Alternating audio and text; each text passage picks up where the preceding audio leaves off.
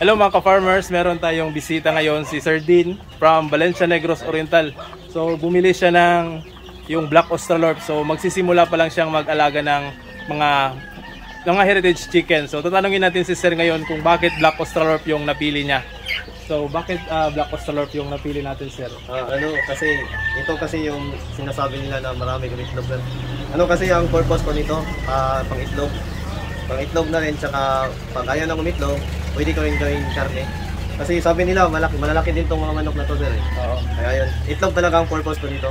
So yun, itlog talaga. At kung in case na hindi naman sila mangitlog, dahil heritage breed, yung Black Australorp, dual purpose, itlog at saka pwedeng pangkarne. So, pang-ulam na rin. In case na walang ulam, pwedeng ulamin yung kan. So maraming salamat, sir, sa pag-avail ng ating Black Australorp. Alright. Thank you, sir. Ban ka, boy?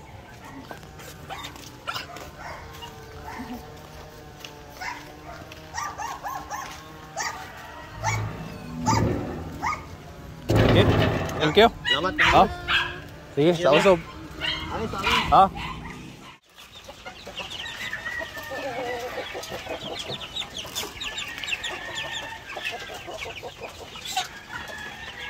So yan mga ka-farmers, ito na yung kulungan na ginawa natin, yung double deck na kulungan. At yung ibang sisiw natin na mga lalaki ay transfer na natin dito.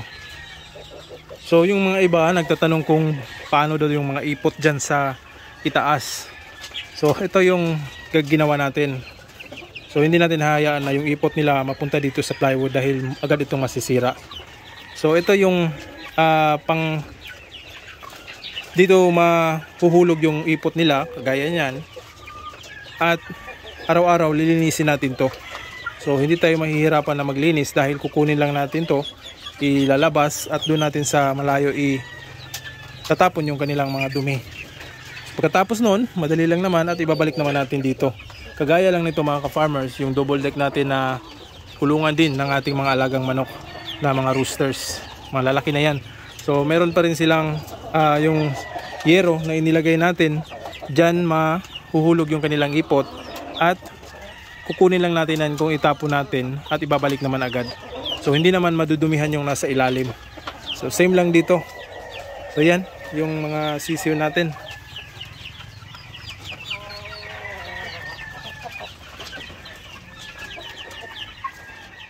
Yung iba dito mga ka-farmers hindi pa sanay.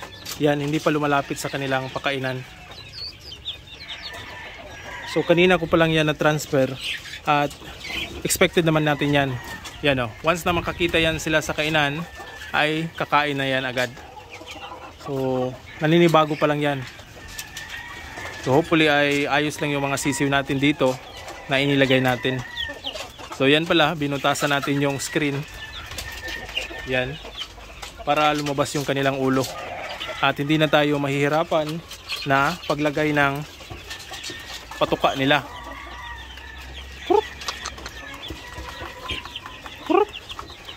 So hindi pa alam niya kung saan siya kakain. So iba kasi yung kulungan na pinanggalingan nila, hindi kagaya nito. Kaya mahihirapan yan. Pero once na ma-notice nila na meron ng pakainan dyan, kagaya niyan, no? Makakita yan na merong feeds na inilagay natin, kakain yan sila. Yan o. So itong dalawa ay kanina pa kasing umaga ito na transfer ko. Medyo alam na nila kung saan sila. At ito namang isa, yan yung maagang namamalo na kahit maliit pa yan shamu or asil ay namamalo na. So maraming beses na rin yan nakawala. So kanina nakawala yan dahil medyo malaki lang yung butas na inilagay natin dito. So sa ganyang kalaking butas, nagkasya itong maliit na chunakis na ito. So buti na lang nahuli ko agad. Ito, nilagyan muna natin ng temporary na screen dito para saktama lang yung ulo niya lumabas dito sa butas at makakakain. Dito natin inilagay yung kulungan na ito dahil doon ko sana ilalagay sa gilid. Ang problema kasi doon kapag hapon na, matatamaan ng init dito sa bandang dito. So nilagay ko siya dito para hindi matamaan kasi yung sa likuran, doon yung pinto. So dito ko na lang siya ipunesto, yan.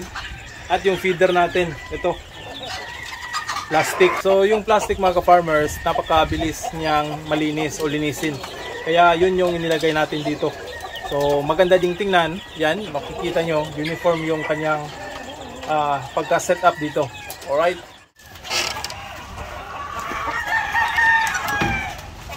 So ito na yung ating mga white leghorn mga ka-farmers.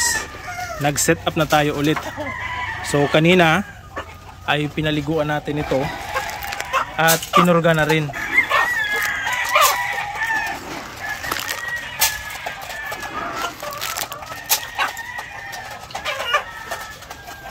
So yan mga ka-farmers, kanina pinaliguan natin ito at the same time pinurga rin natin.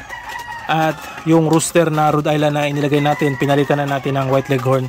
So mag-breed na naman tayo at para makapagpapisa at makaproduce ng mga fertile eggs.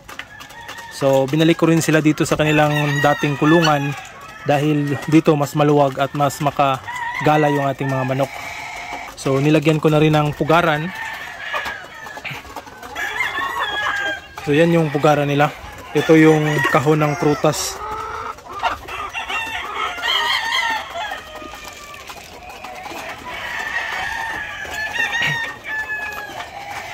So yung mga babae natin, meron lang tayong 6 na babae dito na gagamitin. So yan, 2, 4, 6. So kahit 6 lang yan ay ayos na din. Meron na din tayong mga na-produce na mga anak nito. So bibigyan din natin ito na mamaya ng gamot para yung bacterial flushing na rin, para matanggal yung mga bakterya sa kanilang katawan. So yung iba dito ay may sipon at para mawala na rin at dire-diretso na ang breeding natin. So isang bigayan lang ng gamot at ayos na yan. Alright.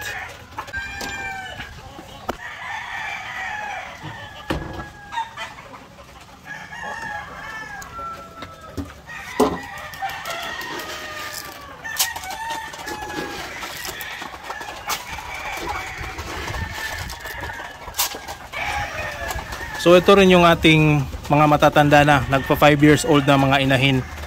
So kanina, kasabay ng ating mga white leghorn na pure, pinaliguan din natin sila at pinurga. So ngayon, kaninang umaga hindi ako nagpapakain. Ngayong hapon, pinapakain natin sila at bibigyan ng tubig inumin. So bacterial flushing na rin sa gamot ihahalo natin ngayong hapon. So ito mga ka-farmers, ay ito yung isa sa mga pinakamagandang breed talaga na nagawa ko. So number 1 talaga ito sa aking baluta. So dahil mga ka-farmers, kahit yan 5 taon na sila ay nangingitlog pa rin. Maganda pa rin yung resulta sa kanilang pangingitlog. So yung itsura nila, hindi mo mahahalata na matanda sila. Yan o, ang gaganda pa rin nila. At yung katawan nila magaganda pa rin. Biruin mo 5 years old na, pero consistent pa rin silang nangingitlog. Although ngayon ay wala silang, kanina umaga nakakuha ako ng isa. Ngayon tingnan natin, ito meron pa. Yan.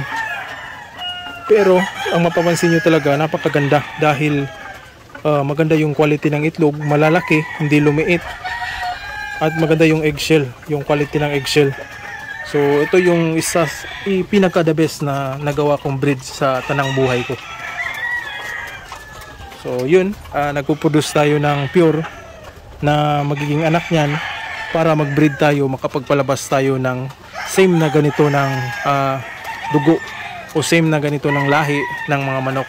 Para ito, dahil mga matatanda na, magugagawa na naman tayo ng mga bata nito para meron tayong pangpalit sa kanila in case na titigil na sila sa pangitlog o medyo o yung may katandaan na o namamatay na sila, meron tayong pang replace sa kanila. Alright. So yan yung crosses natin ng white leghorn at saka barred Plymouth Rock. So yun yung nagawa ko 5 years ago, which is perfect talaga ito para sa free range or sa pangingitlog ng mga manok. Alright.